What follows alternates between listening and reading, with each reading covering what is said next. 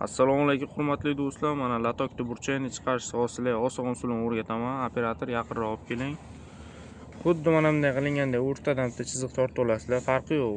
Oldidan 50 sm tortib olganlaringizdan keyin ikki tomonga 2,5 o'tkazasizlar managa. 2,5 o'tgan. Tomondan keyin 2,5 o'tgandan keyin bunday bitta chiziq tortasizlar. Xuddi shunday qilib pastdan ham tortasizlar 2,5.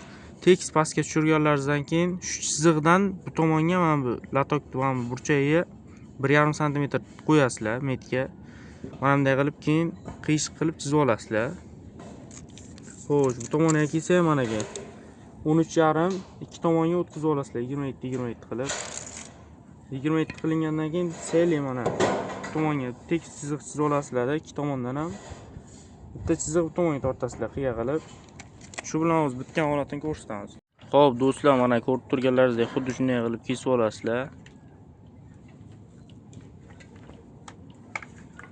Bir tomonni qoldirasizlar 2,5 qilingan joyda. Bu samarasi qotirish uchun. Bu tomondan ham mana samarasi qotirish uchun joy qoldiriladi. Hozir qayerga ko'rsataman. Xo'p do'stlar, mana ke bitgan holati. 3 ga e'tibor qilasizlar.